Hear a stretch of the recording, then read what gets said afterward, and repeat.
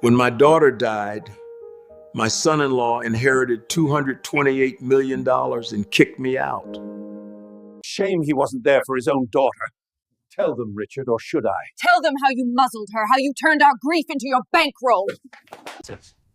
The will references this addendum. 90 days. Full disclosures. Physician interview without you. Nein, Smith Fortschreins.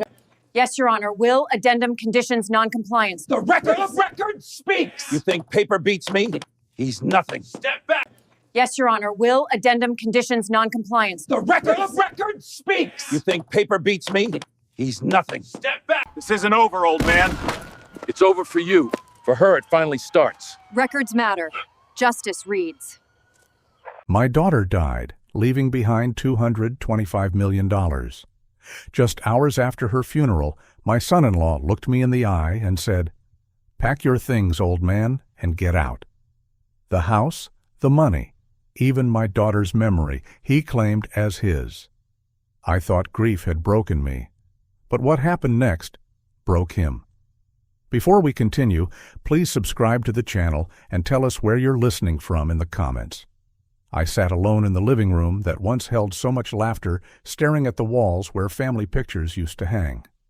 The silence felt heavier than the furniture, heavier than the air itself. My mind kept circling back to all the sacrifices I had made for Emily, sacrifices that were now twisted into a cruel joke. I remembered the day I signed the check for her college tuition, $60,000, money I had spent years setting aside from overtime shifts and small investments. I was proud that she wouldn't graduate with the crushing debt so many young people faced. I wanted her to start life free, confident, and unburdened. Then came the car, $25,000 for a reliable sedan, so she could drive safely to work and back, so she wouldn't have to worry if her old clunker broke down on the highway. I still remember the way she smiled, the way she hugged me, telling me I was the best father in the world. And later, when she and Mark decided to buy their first home, a big white house with a wide porch, I contributed nearly $500,000 toward the down payment. It was more money than I ever thought I'd give away, but she was my only daughter, and in my heart, there was no price too high for her happiness. I thought I was building her future. I never imagined that the future would be turned against me. The house itself became a symbol of everything that was now broken. The wide wooden floors, I had sanded and stained them myself, sweating through weekends just to make them perfect. I laid my hands on every plank, convinced it would carry Emily and her family safely for decades. Above the fireplace sat their wedding picture, Emily in white, Mark in his tailored suit. I used to stare at that picture with pride, but now it cuts me like glass. That same man in the picture had looked at me with cold eyes just hours after Emily's funeral and told me to pack my old clothes and leave. The very house I had poured my money and effort into was now his fortress, and I was cast out like an intruder. Every corner of that house whispered betrayal. Even the swing on the porch, which I had built for Emily when she was a little girl, now felt like it belonged to someone else. The betrayal wasn't just about money. It was about family, about memory, about everything I had thought was sacred being stolen by a man who never deserved it. At first, I felt broken. The shock of losing Emily and the cruelty of being thrown out in the same breath left me numb. But as the numbness wore off, something else crept in. I remembered the lesson my late wife Sarah had left me when she passed years ago. She had told me, "Don't let grief bury you alive. Stand up, fight for what's right, even if it feels impossible." Those words came back to me like a flame in the dark. I realized I couldn't just sit and accept what Mark had done. If I stayed silent, if I let him erase me, then Emily's memory would be buried under his lies. The more I thought of Sarah, the more I felt her presence guiding me, urging me not to let our daughter's legacy be stolen. My grief was real, but my duty was stronger. I started to feel a quiet determination growing inside me, a fire that had been smothered, but never truly died. The cruelest part was the way Mark poisoned my name. I heard whispers in the neighborhood, neighbors repeating his words. He had told them I abandoned Emily, that I cared more about money than about her illness. One afternoon at a church dinner, I overheard an old couple say, It's such a shame. Her father never really showed up for her. My heart sank into my stomach. Mark wasn't content with stealing the money. He wanted to steal the truth, to paint me as a villain in the story of my own daughter's life. I walked home that evening with my hands trembling, my chest tight with anger. When I closed the door behind me, I spoke aloud into the silence. Sarah, did I fail her? Tell me I didn't. Tell me she knew I loved her. I waited for an answer that never came, but in the silence, I felt something shift inside me. I knew Mark's lies couldn't be the last word. I owed it to Emily and to Sarah to set things right. That night, while searching through an old wooden desk in the corner of my room, I found something I had almost forgotten about. It was an envelope, yellowed with time, tucked under a pile of tax papers. Inside was a life insurance document, one Emily had mentioned briefly a year before she died. The words leapt off the page: beneficiary details, conditional clauses, numbers that hinted at assets hidden from Mark's reach. My hands shook as I read, but not from fear. For the first time in weeks, I felt a surge of hope. Emily had been smart, maybe smarter than any of us gave her credit for. If this document were real, if there were more like it, then not everything was lost. It was a small piece of paper, but in that moment, it felt like a weapon. I slipped it back into the envelope carefully, as though it were made of glass, and whispered, "Thank you, Emily. You didn't forget me." The late afternoon sun streamed through the windows, painting the walls in long golden lines. The room smelled faintly of cedar, a scent that always reminded me of Sarah's old chest of keepsakes. On the mantel sat a single photo that had survived the purge, me holding Emily at age 6, her arms wrapped around my neck, her smile wide and innocent. I picked up the frame, pressed it to my chest, and closed my eyes. In that moment, I swore to myself that I would not let Mark's greed define our story. I would not let him erase the truth of who I was or who Emily was.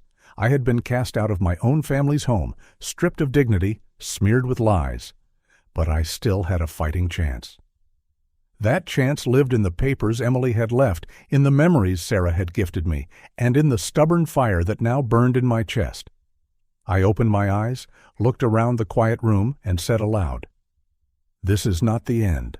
I will act." The sun dipped lower, shadows stretching across the floorboards I had once polished with pride. The silence of the house was no longer heavy. It was charged, alive with possibility. I felt the shift in my own spirit, from a man beaten down to a man ready to fight. My story wasn't over. Emily's story wasn't over.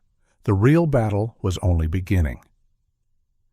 If you're still watching and find this story interesting, please comment 1 below to let me know you're here with me. I woke up before the sun and sat at the small kitchen table with a legal pad, a cold cup of coffee, and the envelope Emily had left behind. The night before, I had told myself I would act. Morning demanded I prove it. I wrote down 3 names in block letters so my hands would not shake. Linda, Bank, Mark. I underlined Linda twice. Then I dialed the number I found in my old contacts, the one I used years ago when Sarah and I updated our wills. The line rang, and for a second I thought I would lose my nerve. Then a calm voice answered, and I heard myself say, "My name is Richard Patterson. I need to talk to an attorney today." I kept my voice even, slow, not the voice of a broken man, but of a father who still had work to do. They gave me an appointment 2 hours later. I showered, shaved, put on a pressed shirt, and walked out into the chilly morning. The sky was pale, the air clean. Every breath steadied me. I carried the envelope in an inside pocket close to my heart, as if Emily herself were walking with me. The office building was a low brick structure a few miles from my apartment. Inside, the lobby smelled faintly of lemon polish.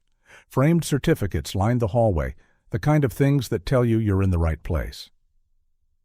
When I met Linda, she shook my hand with both of hers and looked me in the eye as if to say, "Speak, I will listen." I told her what had happened in plain words. My daughter died. My son-in-law threw me out 3 hours after the funeral. He claims her estate, the house valued at $2 million and the trust of $225 million. He says it is all his. I took out the envelope and placed the life insurance document on her desk. This is all I have, I said. This and the truth. Tarnum. Linda read silently.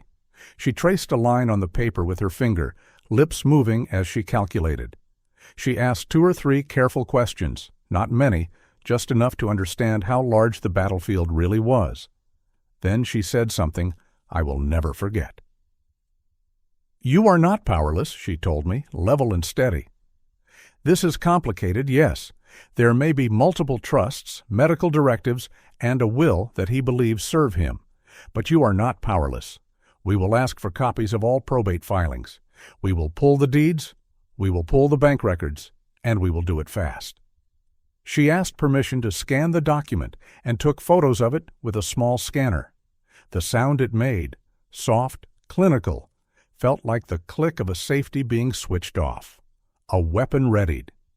I want you to call your bank, she continued, and I want you to ask for a temporary watch on any accounts where you are still listed as a beneficiary or contingent party. Sometimes families forget old arrangements. Sometimes that is where leverage hides. Then I want you to call him. Be calm. Let him talk. I nodded. I recognized the plan. Sarah used to say the same thing when trouble came to our door. Be calm. Let the storm show you its edges. I stepped into the hallway and called the bank. I explained that I needed to verify beneficiary designations on any account connected to Emily or to me. The woman on the line was kind but firm. Policies, passwords, protocols. I followed each step. My voice stayed patient. My pen scratched notes. It turned out an older savings account still listed me as a contingent, a small one compared to the numbers that had been thrown around lately, but not nothing. $187,000. It wasn't power, not by itself. But it was proof that not everything belonged to him. It was proof that my name had not been erased from every page. The woman said the bank could place an alert on the account if any unusual activity occurred. I said yes. Please do that. When I hung up, I stood in the hallway and let out a breath I hadn't known I was holding. I called Mark next. I made my voice as flat as a winter lake. It's Richard, I said. We should talk about Emily's estate. There was silence, then a small laugh, a sound like a knife being flipped open in a pocket. There's nothing to talk about, he said. Emily made her decisions. She wanted me to handle everything. You can let this go, or you can make it ugly. I did not rise to it. I did not argue about the house I'd helped buy or the porch swing I'd built with my own hands. I let him talk. He liked to hear himself. The house is mine, he continued, almost purring. The vineyard place is mine. The accounts, the funds, the grants, mine. Emily trusted me with all of it. You were a visitor, Richard. You were a guest she tolerated. She saw who you were in the end. I held the phone away for a second, breathed once, then brought it back. I'll be requesting copies of the probate filings, I said. I'll want to see the will. Another laugh. Be my guest, he said. It's airtight. Then he said something that told me I had chosen the right tone. Frankly, I'm surprised you can afford a lawyer. The word surprised. He had expected tears. He had expected noise. Calm was new to him. Calm made him curious, and curiosity made him careless. You have a good day now, he finished. Try to keep yourself busy. I went back into Linda's office. She was already drafting letters, formal requests for certified copies, notices to the probate court, a demand for an accounting of the trust assets. She explained the structure while she typed. There could be revocable trusts and irrevocable trusts, side letters, and donor-advised funds. There would be titles, deeds, healthcare proxies, and powers of attorney. Some of those documents would be clean. Some would not. We need to know what he filed, she said. We need to see whether anything contradicts your document, and we need to move before he moves you out of the story. She asked me to sign a representation agreement. The pen felt heavy, but my signature was steady. When I set the pen down, I felt a new kind of ownership take root. I was not holding money. I was holding a course of action. On my way home, I stopped by the small church where Sarah and I used to volunteer on Wednesday nights. There was a lunchtime program, and the line outside stretched along the fence. I nodded to familiar faces. I wanted to be invisible, but grief makes you visible in a strange way. It hangs off your shoulders like a coat. A man I knew from the neighborhood touched his cap to me, then glanced away. Two women behind me spoke in voices meant to be soft, but every word carried. "It's a shame about Emily," one said. "I heard her father wasn't there for her during the worst of it." I did not turn. I listened, because truth demands it. "That's what her husband said," the other replied. "That the father only came around when it suited him. Some people are like that." My throat burned. I took one step forward in line, then another. When I reached the doorway, the light changed, and I had to blink back tears. I remembered Sarah's voice. "Don't let grief bury you alive. Stand up. Fight for what's right." I breathed and kept moving. That afternoon, I made a list of names, not lawyers or bankers, friends of Emily I could trust.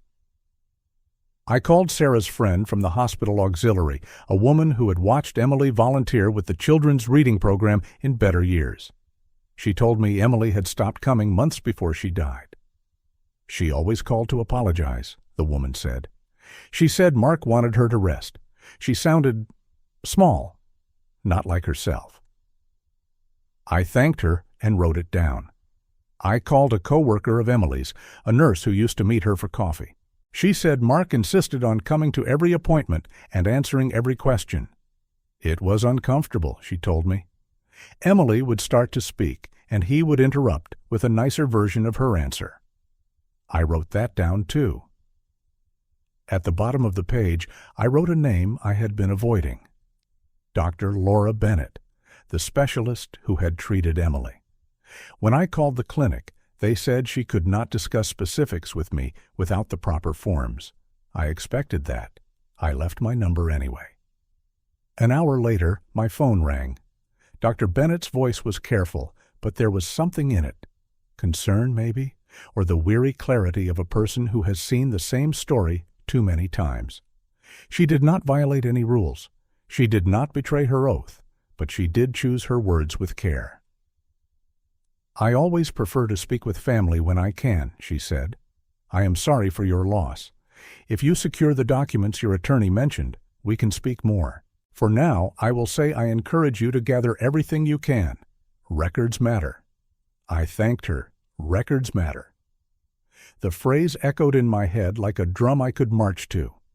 That evening, I called Mark again. I told myself it was to confirm a date for collecting the few clothes I'd left behind, but in truth, I wanted to test the edges of his self-control. He answered on the second ring. Music played in the background. Glasses clinked. "You need something?" he asked, bored, amused. "I'll be stopping by tomorrow at noon to pick up my jacket and a box of photographs," I said. "Linda will be in touch with your counsel about documents." There was a pause, a little longer than before. He had not expected a name. He had not expected me to have anything organized. "You do that," he said. "But remember, Richard, Emily chose me. This is my house. Don't make a scene." I thought of the porch swing. I thought of the floors. I thought of the line at the church and the whispers that I had abandoned my own child. "I won't make a scene," I said. "I'll make a record." I hung up before he could answer, and I sat very still, surprised at the sentence that had come out of my own mouth. Make a record. Yes, records matter. The next day I walked up the stone steps to the house I had helped them buy. The paint gleamed. The brass fixtures shone. It looked like a picture pulled from a magazine, all smooth surfaces and curated taste. A neighbor waved from across the street, then lowered her hand halfway when she recognized me. Her eyes flicked to the ground. Shame, pity, maybe fear of choosing the wrong side. Mark opened the door. He wore a sweater the color of old money and a smile that could sell bad fish. He let his gaze travel over me as if he were confirming I was still small. "Make it quick," he said. I walked inside and the smell hit me. polish, expensive candles, and underneath it all the ghost of Emily's perfume. My knees went weak for half a heartbeat. I steadied myself with a hand on the banister I had once tightened with my own wrench. In the living room, the wedding photo still sat on the mantel. Emily's smile caught me like a hook. I stared at it long enough to feel her hand slip through mine, the way she did when she was 5 and afraid of the dark. I didn't linger. I gathered the jacket and the box of photos the housekeeper had set aside. As I was leaving, a woman I didn't recognize stepped into the foyer from down the hall. She glanced at me and then at Mark. "Is this him?" she asked, not bothering to lower her voice. "The father?" Mark's smile widened. "That's him," he said. "He's just collecting some things." She nodded and turned away, bored already, a witness to his victory lap. My cheeks burned. My heart thudded with a steady, cold anger. I wanted to shout. Instead, I looked at Mark and said, "Linda will send the request today." His eyes narrowed just a little, and that tiny movement fed me like bread after a fast. He was confident, yes, but not invincible. Confidence can crack when pressure finds the seam. Back in my apartment, I spread my notes across the table. I sorted every scrap by date and by source. I wrote a timeline in large letters so I could see the shape of things. When Emily stopped volunteering, when Mark began attending every appointment, when the calls from her friends dried up, when she told me she was too tired for visitors, when he told the neighbors I had abandoned her. A picture emerged, one dot after another, drawing a line from the girl who used to bring me coffee just because to the woman who died looking smaller and smaller in her own life. I stared at the line until my eyes hurt. Then I called Linda and read the dates to her as she typed. "Good," she said when I finished. "This is what courts understand. Not feelings, patterns." 2 days later, I learned how far Mark would go to control the story. A clerk at the courthouse called Linda to confirm receipt of her filings. Routine. Then, an hour later, Linda called me with a different tone. "He has filed a petition," she said. "He wants a protective order to keep you from approaching the property. He's painting you as unstable, a disruptive presence. He wants a judge to move you out of the geography entirely." I sat down slowly. For a moment, the room tilted, as if the floor had come loose from its nails. It wasn't enough that he had told the neighbors I was a bad father. He wanted to make it illegal for me to exist near the memories of my own daughter. "We'll respond," Linda said. "This is why we move quickly and on the record. Let him show the court who he is." I whispered almost to myself, "He will overreach." Linda heard me and said, "Yes, he already is." The next morning, before the courthouse opened, I walked to the park where Sarah and I used to sit with coffee on Saturdays. The benches were damp with dew. I sat anyway. Birds tested the air with small songs. I spoke softly, so no one could hear but her. "They think I am alone," I said. "They think I will roll over, but I won't. I promise you, I won't." A jogger passed. A dog trotted beside him, tags jingling. The world went on, unconcerned. That was good. It meant the world would still be there when this was over, waiting to be enjoyed again. Linda's office called just after 9. The probate filings had come in. There was a will, as Mark promised. It named him as the beneficiary. But there was also a reference, a single line, to an addendum held by counsel. My heart kicked once, hard. An addendum. A quiet door in the middle of a wall he thought was solid. Linda's voice held a note I had not heard before, a low electric hum. "We need to verify this," she said. "If the addendum is what I think it is, then the conditions will matter a great deal. We will need dates, we will need compliance, or the lack of it." Dates, compliance, and lack. Records matter. The drumbeat returned, stronger. In the days that followed, I became a collector of facts. I visited the clerk's office and paid for certified copies of everything, the paper crisp and official in my hands. I asked the hospital records department for a list of appointment dates. I asked a friend to check public filings on the property deeds. I bought a small notebook and wrote every task on the left page and every result on the right. It kept me from drowning in anger. It gave my hands something to do. And every time I checked a box, I felt a little more of myself return, the part that knew how to build, how to repair, how to make something stand where it once fell. News travels fast in a neighborhood that loves a story. One afternoon, as I walked past the market, I heard my name again, followed by the same stale lie. He left her alone, someone said, ran off to work while she suffered. I stopped and turned. The two men at the produce bins looked at me, startled, and then embarrassed. I did not yell. I did not plead. That's not true, I said quietly, and one day soon you'll know it. I walked away before they could answer. I felt the heat rise to my face, the sting of shame and fury, mixing like acid. But under it, steady and cool, there was steel. I repeated a sentence to myself until it became a march. They think I am weak. They think I am alone. They will learn. That evening, Linda and I spoke again. She told me Dr. Bennett had returned her call and had been careful, yes, but helpful. Emily had requested time alone once. She had appeared frightened. She had mentioned doubts. Those notes existed in the file. Dates again, lines again, little doors in hard walls. Linda's tone remained measured. "We will not assume," she said. "We will prove."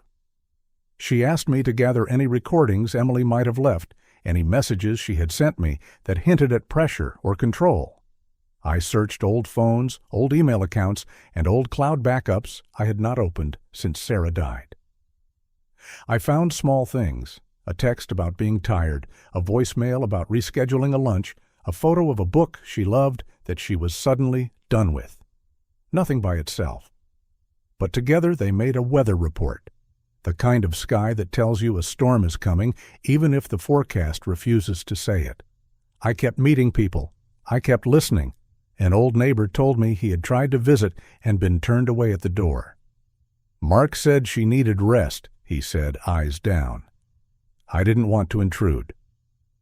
A nurse from the clinic said Mark would ask to step out with the doctor just for a second, then return with new opinions stated as facts. A friend from Emily's college days confessed that she had stopped calling because Emily always sounded embarrassed, as if she needed permission to speak. Each story weighed on me. Each story also lifted me. Not because they were good, but because they were real. Real things can be stacked. Real things can stand in court. Through all of it, Mark kept calling the house his and the trust his. He posted photos online of dinners in expensive restaurants, captions about moving forward, living fully, honoring Emily's wishes. He smiled for the cameras that had never noticed him before. He wore grief like a tailored suit. But even suits wrinkle. He filed more papers. He tried to push me farther away. Every move he made told me the same story. He was certain he had already won. That certainty is a soft metal. Press it long enough, and it bends. The push and pull of those days changed my voice. I heard it on the phone when I spoke to banks and offices. Less apology, more clarity. I heard it in my own kitchen when I spoke to the empty chair across from me. "They think I have nothing," I said one night, looking at the place where Sarah would have sat. "But I have time. I have patience. I have the truth. And I have you both at my back." The words hung in the air like a prayer. Then I picked up my pen and wrote another list for the morning. A week after my first meeting, Linda asked me to stop by late in the day. The sky was gray, low clouds pressing down like a lid. I brought the envelope again, though she already had a copy, because it calmed me to feel its weight. She ushered me in and closed the door. Papers lay on her desk in neat, deliberate stacks. She did not sit right away. "We have what we need to ask the right questions," she said. "The will references an addendum held by counsel. If that addendum is the one your daughter prepared, not for him but for me, then it changes the terrain." My heart beat hard enough to make my ribs ache. She slid a sheet toward me, an index of filings with dates, case numbers, and signatories. "We will serve notice tomorrow," she said softly. "There are documents Emily placed in safe hands, and they can change everything. I looked at the page. I looked at her steady face. I thought of the swing, the floorboards, the picture over the mantel, the lines I had drawn on my little notebook, the whispers in the market, the cold voice on the phone that told me to pack my old clothes and get out. I remembered the park bench and the dew and the promise I had made to Sarah. I felt the fear, yes, because fear never truly leaves. But I also felt something stronger rise and settle in my bones, a calm I recognized from earlier parts of my life, the kind of calm you carry into a hard job you know how to do. On my way out of Linda's office, the evening wind tugged at the flags out front. The light in the parking lot hummed. I stood for a moment under that humming light and let the knowledge sink in. I was no longer just remembering. I was acting. I was no longer repeating his lies to defend myself. I was assembling the truth to expose him. They thought I had lost. They thought I would fade. I smiled to myself, a small, private smile that felt earned. "They think I've lost," I whispered, "but the game has only begun." I walked to my car and put the envelope back in my pocket. I rested my hand there for a second, feeling the crisp edge through the fabric. Somewhere out in the dark, in a house that had once felt like a promise, a man was certain the future already belonged to him. He did not know what was in my pocket. He did not know what I had gathered, or who I had called, or that the addendum he never read would call him to account. He did not know that records matter. He did not know that walls can have doors. I drove home slowly, taking the long route past the park where Sarah and I used to sit, past the church where Emily had read to children, past the market with its shiny apples and easy rumors. The air smelled like rain. Street lights lit the sidewalks in warm pools. At a red light, I closed my eyes and pictured Emily at 6, at 10, at 20, at the edge of every big decision, asking me questions, trusting me to tell her the truth even when it was hard. "I'm telling the truth now, kiddo," I said aloud. "I won't stop." Back at my kitchen table, I opened a fresh page in my notebook and wrote tomorrow in large letters. Under it, I listed each step Linda had laid out. Serve notice, request the addendum, confirm appointment dates, prepare responses to his petition, reach out to Dr. Bennett once the forms are cleared. I added one more line at the bottom, a line I did not intend to share with anyone. Visit the house on the hill one last time, not to beg, not to plead, but to stand on the sidewalk and remember what was mine before he said otherwise. I snapped the notebook shut. The sound was small. It felt like a door closing. It felt like another one opening. When I turned off the kitchen light, the room settled into a soft gray. I stood in the doorway for a moment and let the quiet fill my ears. Then I spoke into that quiet, the way you speak at the end of a prayer or the end of a war story that is not yet finished. "They don't know what I hold," I said. "They don't know what Emily hid.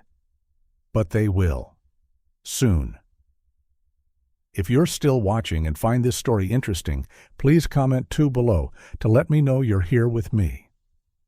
Linda's office smelled faintly of lemon polish and paper, the kind of clean scent that tells you people here take notes that matter. We were already deep into the filings from probate court, pulling every thread we could find, when Karen arrived with a slim black folder under her arm and a look that said she had spent the night walking a line only she could see. She sat, placed the folder between us, and folded her hands as if she were saying grace. I braced myself. Some truths require a place to sit. She began with facts, not rumors, not the whispers that float around a neighborhood when grief is fresh and people want to feel included. Dates, names, counties. 2 marriages before Emily. One ended with a sealed settlement after accusations of emotional abuse. The other ended in a crash on a rainy night, ruled an accident, the investigation brief and quiet. Both women had money, one from a real estate business, one from a family trust. Karen spoke the way a careful carpenter drives nails, straight, steady, no flourish. Each word fixed something in place. By the time she finished, I felt the room tilt and then settle again on new footings. Emily was not the first. My hands found the arms of the chair without asking. I gripped the wood and held on. Linda slid a sheet of legal paper across the desk, her handwriting tidy and tall. She had already translated the story into lines a court could read. I watched her underline a date with the same calm I had seen when she first scanned Emily's insurance document. She glanced up. "This is a pattern," she said.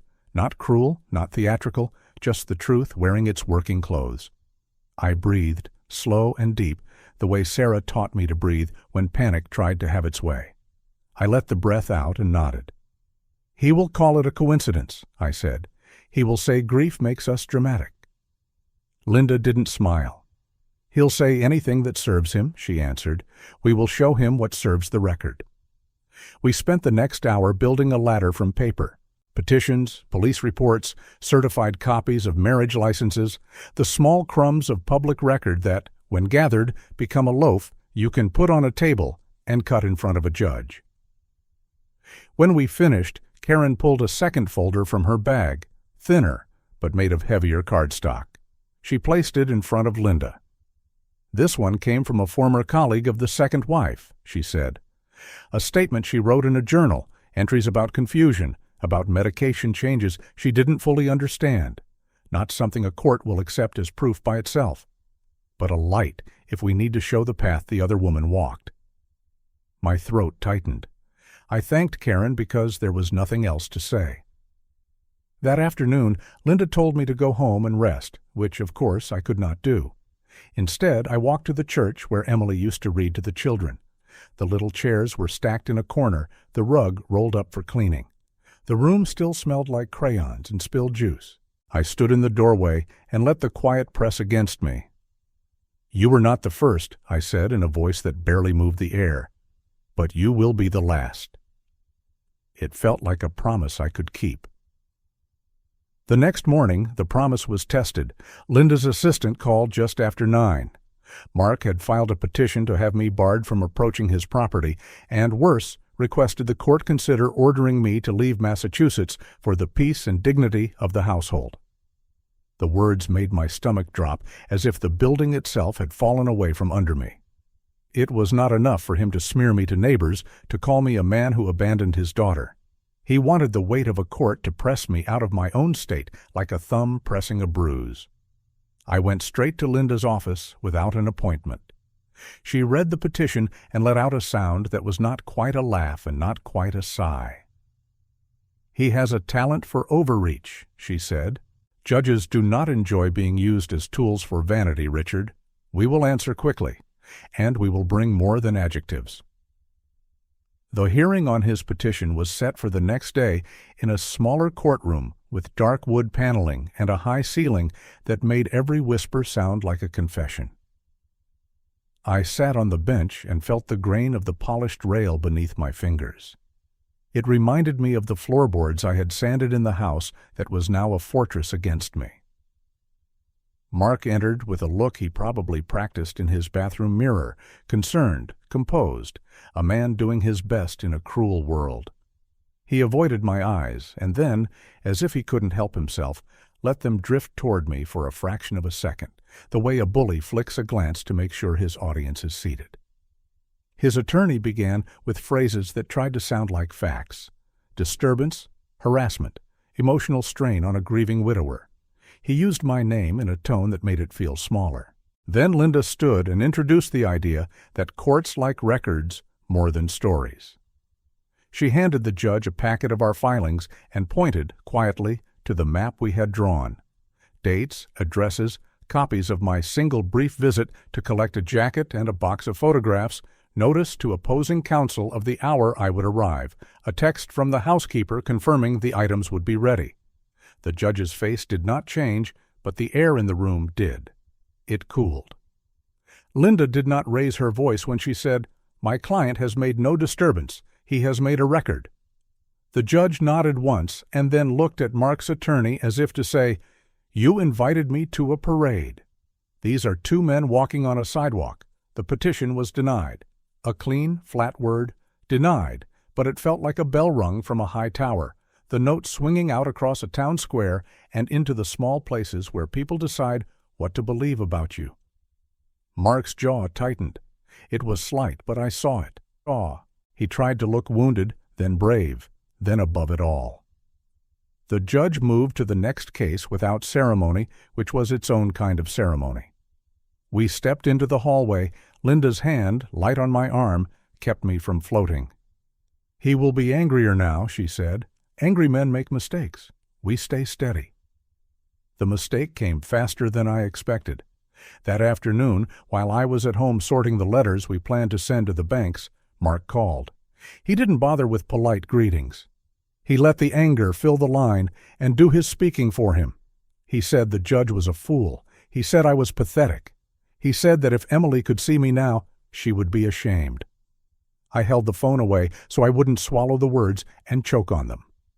When he paused, I said only this: "There is an addendum." The silence on his end was not long, but it was deep. You can hear a man measure his future in a breath. He scoffed, tried to dismiss it, and said he knew all there was to know about the will. I repeated, calm and slow, "There is an addendum." Then I hung up, placed the phone face down on the table, and went to make tea with hands that did not tremble. 2 days later, Linda set a meeting at her office and invited Mark and his attorney to attend.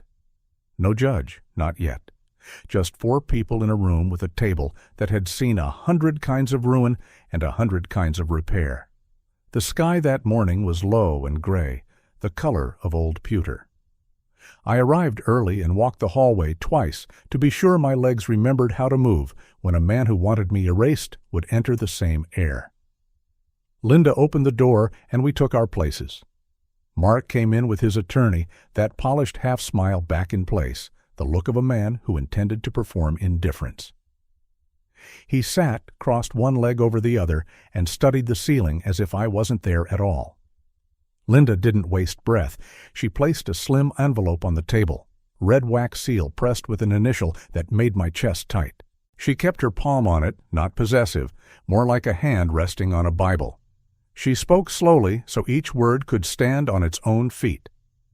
"We have reviewed the probate filings," she said. "The will names you as the primary beneficiary. It also references an addendum held by counsel." Mark smirked and turned his face toward the window, as if bored by the very idea that anything on paper could surprise him. Linda continued, "This is that addendum. It is a conditional bequest document executed 6 weeks before Emily's death." Mark's eyes snapped back. His attorney leaned forward, the way a dog leans when it finally hears the word it has been trained to understand. Linda broke the seal, unfolded the document, and slid copies across the table. The language was not dramatic. It didn't need to be. It set out conditions that any reasonable man would accept if he had nothing to hide. Full disclosure of financial accounts related to Emily's care. A background check. A list of all medications administered in the final 3 months, with prescriptions attached, pharmacy logs included. Authorization for the treating physician to be interviewed outside the presence of the spouse. Completion within 90 days of Emily's death. Failure to meet the conditions would result in forfeiture of the bequest and transfer of the estate to the contingent beneficiary, who was named.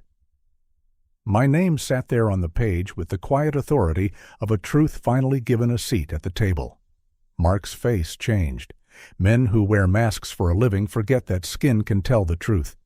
The color drained in a slow wave that started at his collar and moved up like the tide going out under a weak moon. His first words were small, but sharp enough to cut skin.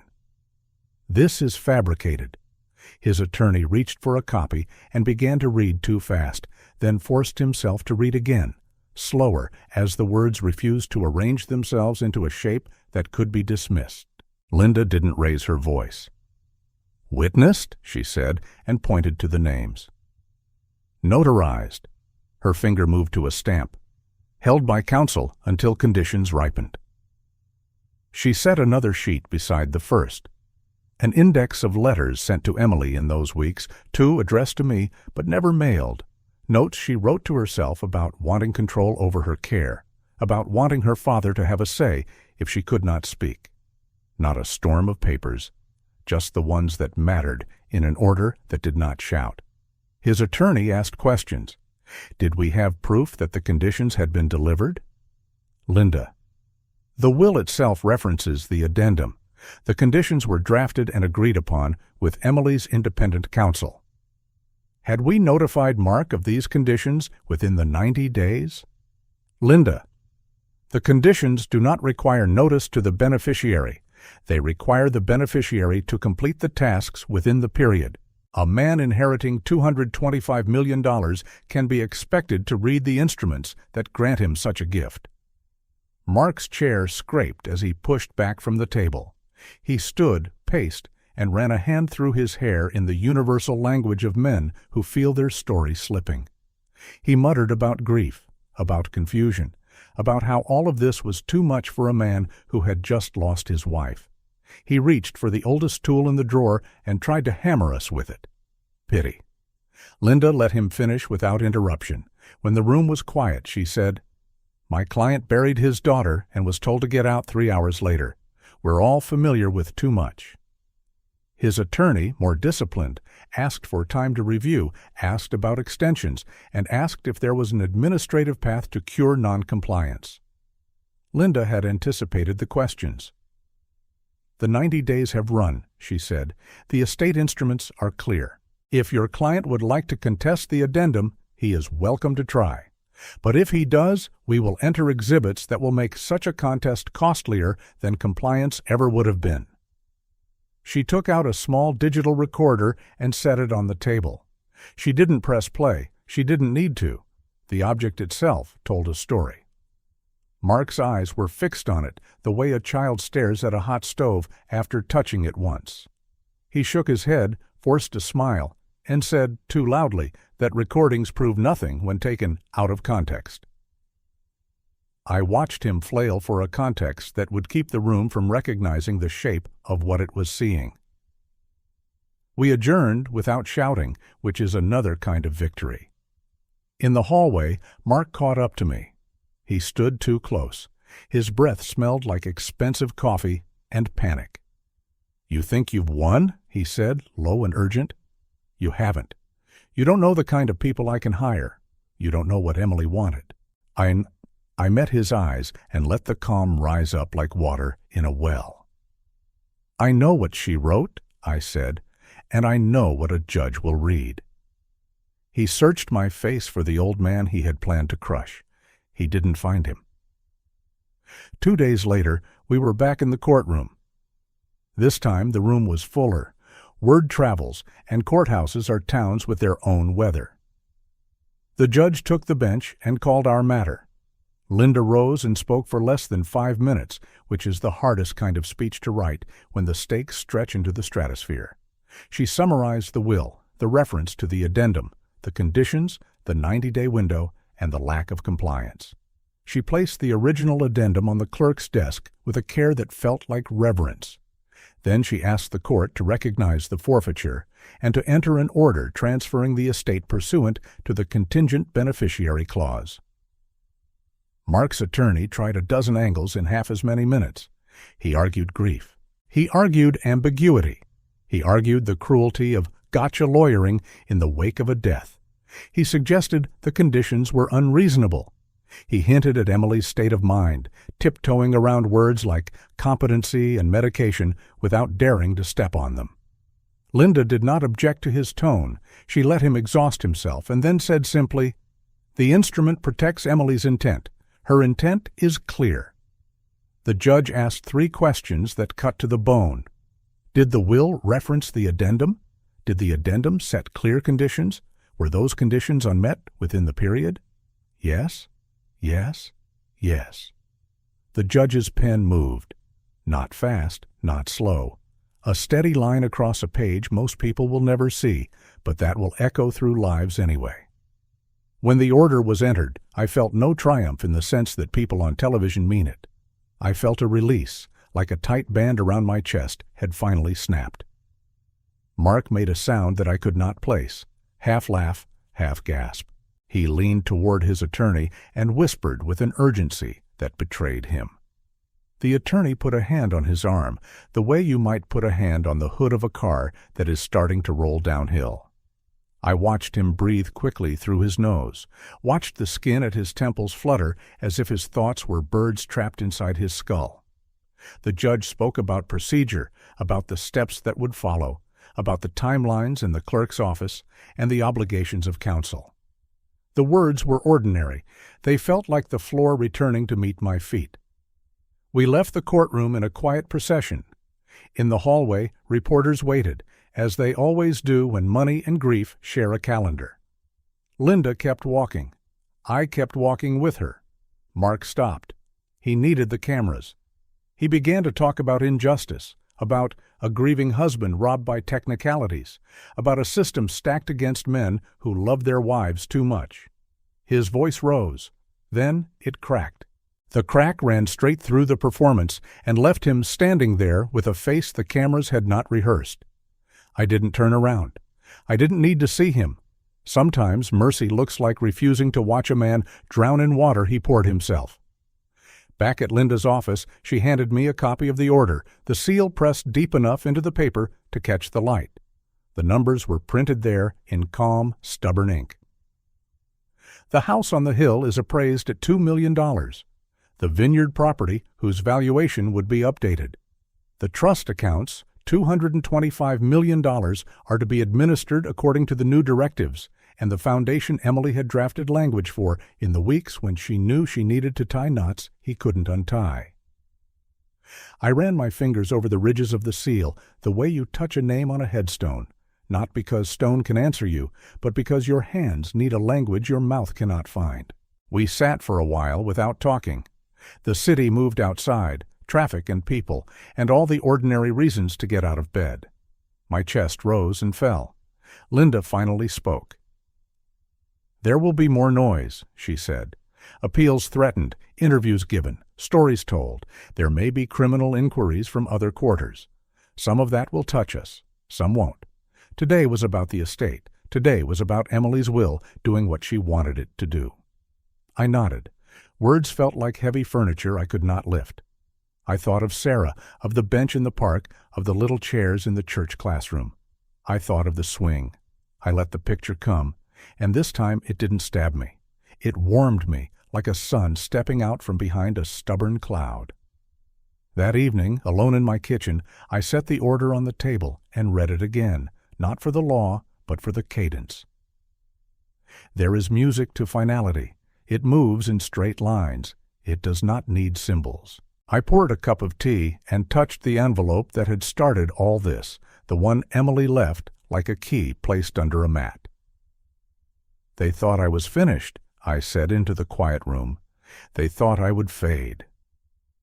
I felt the air around me change, not dramatically. A subtle shift, like a boat turning its bow toward shore. I repeated the sentence I had whispered a week earlier in a parking lot under humming lights. "They think I've lost," I said, "but the game has only begun." This time, the words did not feel like defiance. They felt like a simple description of the map ahead. Before I went to bed, I opened a drawer and took out the old photograph of Emily at 6, face sticky with popsicle, hair wild from the wind on the porch. I held the picture and spoke softly, so only she could hear. "We did it your way," I told her. "We followed the record. We let the papers speak. You were so smart, kiddo. You were so brave." The picture did not answer. It didn't need to. The quiet in the room answered for it. The quiet said, "I see you." The quiet said, "Keep going." Tomorrow would bring the practical tasks, the change of titles, the notices to trustees, the meetings to establish the foundation in her name, the calls from people who had once believed a different story, asking for the new one. There would be rooms to clear and rooms to bless. There would be a house to enter, not as a beggar, but as a man with keys and rights, and the obligation to decide which objects were memory and which were best left behind. There would be calls from reporters that we would decline and calls from attorneys that we would accept. There would be papers to sign that, when I was young, I never imagined would carry my name. For now, I let the victory be small on the surface and large underneath. I let it be a steady breath. I let it be the way a body feels when a fever breaks and the sheets cool against your skin. I let it be enough. If you've ever been treated like you were invisible, like your truth didn't count, I know how that feels. It's heavy. It's lonely. It makes you question your own name. But paper can speak. Records matter. And today, in a wooden room where voices echo, the record spoke. The rest will unfold, as it must. Tomorrow, we begin the work of turning an order into a life. If you've carried the weight of being dismissed and called nothing, you're not nothing. If you've been shoved out of rooms you built, you're still a builder. If they told you the story was over, they were wrong. The story was only waiting for a reader who cared enough to turn the page. I turned it, and on the new page, the ink is mine. Empathy call to action, English. Feeling unseen, belittled, or dismissed is hard, isn't it? If you believe every person deserves to be recognized and protected, comment the keyword, justice. Now watch what we do next to change that. If you're still watching and find this story interesting, please comment 3 below to let me know you're here with me. I walked out of that courthouse with the kind of silence that doesn't weigh you down, but lifts you. The gavel had struck, the order had been signed, and for the first time in years, the truth had been given a seat it could not be pushed from. The estate, the accounts, the house, all of it was no longer locked in the grip of Mark's greed. It was mine, not because of possession, but because Emily had made it so. $225 million, a number too large to even feel real, had been wrestled from his hands and placed back where it belonged. Yet the weight I carried was not money. It was justice. It was the sound of his mask cracking in public when the judge read the words he could not escape. I still remember how he broke into that room. His face turned red, then pale, like a man whose body couldn't decide whether to burn or freeze. He tried shouting about lies, about conspiracies, about cruel tricks in a crueler world. But his own voice betrayed him. It wobbled. It cracked. And then, in a moment that will stay with me until my last breath, he blurted out what he had done to Emily. He admitted, through clenched teeth and spit on his lips, that he had adjusted her medication, that he thought it was his right as her husband, that I had no idea how hard it was to live with her illness. The courtroom froze. The words sat there, heavy and ugly, and everyone knew exactly what they meant.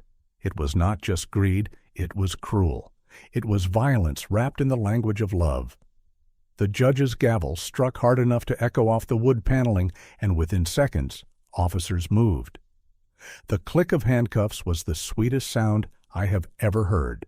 Mark's eyes darted from one corner to another, looking for an escape that did not exist. His attorney stepped back, washed his hands of the man he had thought was simply ambitious.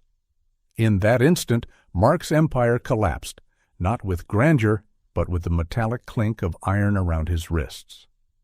I walked out of the courthouse not as a man defeated, but as a man restored. Yet I knew money alone would not heal what had been broken. That night, in my small rented apartment, I sat with the order spread across the table. I ran my fingers over the embossed seal and whispered to Sarah, "It's over. Emily's safe now." But even in that whisper, I felt the truth tugging at me. Emily had not been saved.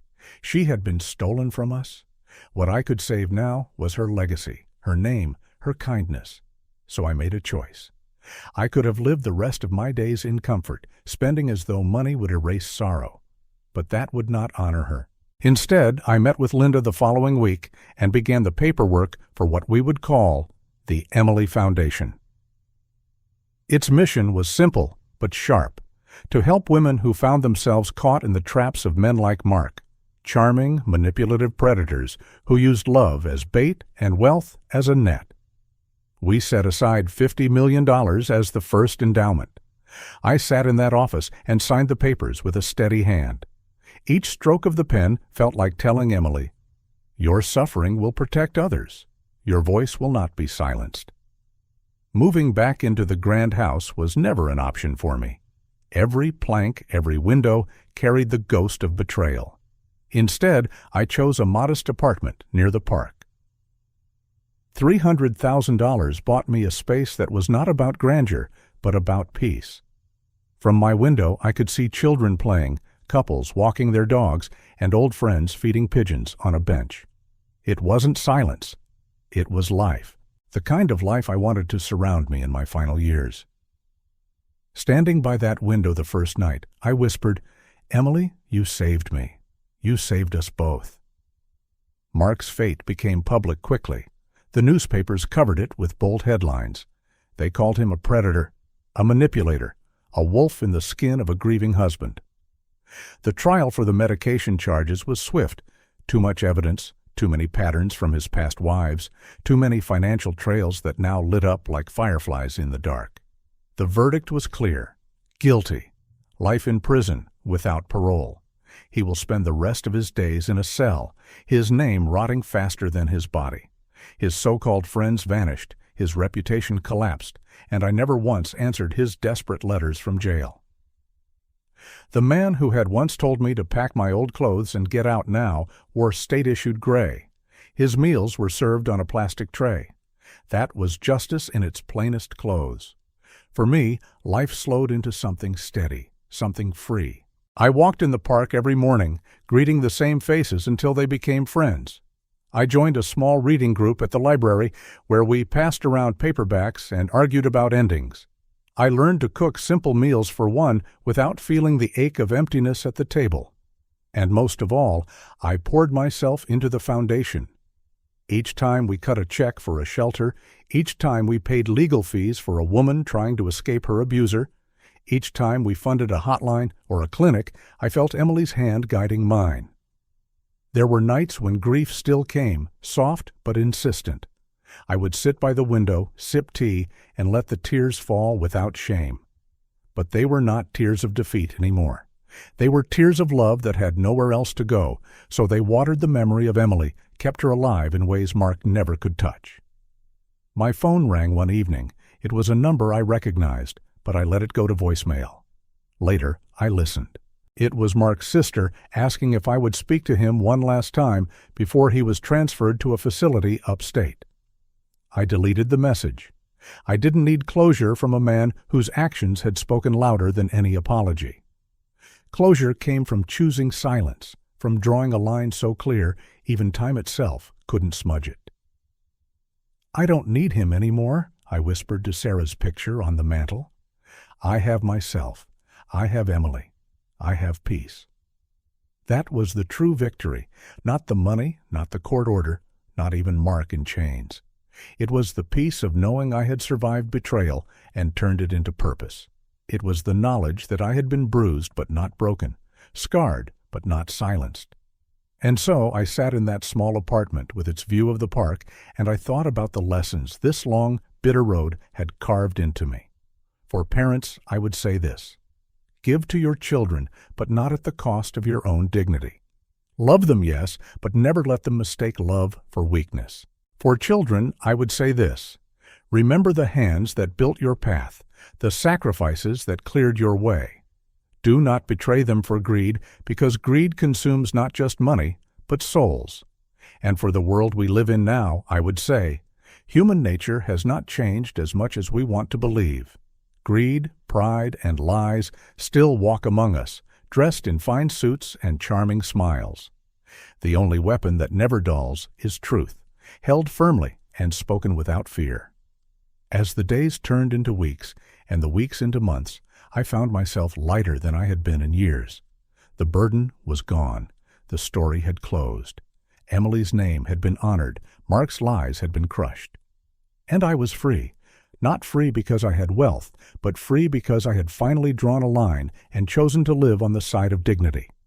One evening, as the sun set over the park and the sky turned the color of peaches and fire, I whispered a final vow.